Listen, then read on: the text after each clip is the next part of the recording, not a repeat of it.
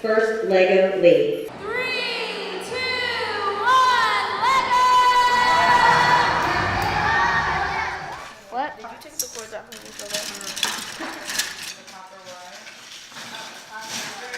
It's T-minus 2 days for their competition, and they are very focused on programming their robots to complete all the missions, and also preparing for their project, which is they have a problem that they find in the human water cycle, and now they have to find a solution, an innovative solution that can possibly help the world. Our solution is to make a solar-powered filter ball, and it's going to make the water clean and safe and drinkable.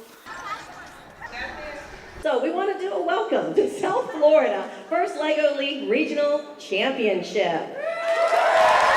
What we first start doing is the kids come in and they get registered to have their day, so we know that they're here, they know what judging lane they're going to be in, and then they go to the cafeteria, which we call the pits, and that's where they pick up and they put out their table, their displays, they talk to other teams, and then they go into either judging lanes or they go into the robot games. The idea is to give kids an experience that inspires and recognizes their accomplishments in science, technology, engineering, all the STEM fields, but really in the context or the atmosphere of a sporting event. 3, 2, 1, Lego! This year we have 11 members on the team. Up from last year we started off with 3 members only. So that's a big jump. Ages 10 through 13. The skills required for careers in anything related to STEM, science, technology, engineering, and math. So it helps out not only in what I do in robotics, but it also helps out in all other school subjects.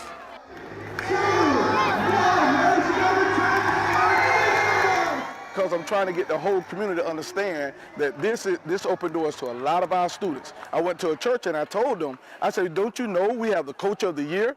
And everybody just looked at me like, what are you talking about? We don't have the coach of the year in football. What you talking about? And then when I mentioned it to them that we have the coach of the year in robotics. I think they did great. They did great. You could be more than just a football player.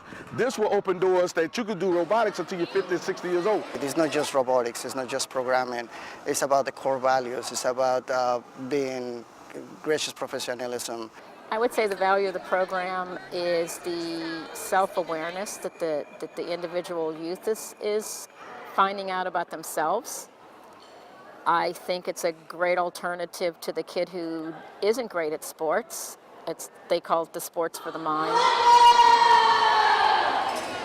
It gives me more confidence in giving oral reports, presenting all my projects in school. It's actually given me better grades since I started, so I'm really happy about that.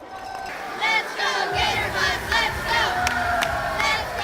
Oh, I can't recommend it enough. I think that this group of 10 kids have learned and have matured a lot, and I think that the values that they've learned, they'll use for everything in life.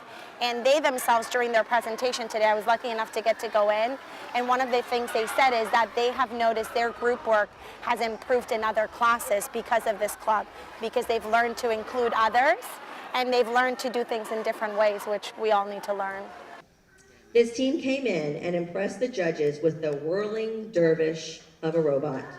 Team 913, the Tazbot. I never played with Legos before in my life.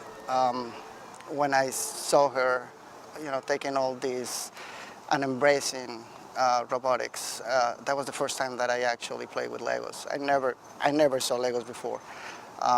The way that she's growing, the way that she behaves, I cannot be more proud than my daughter.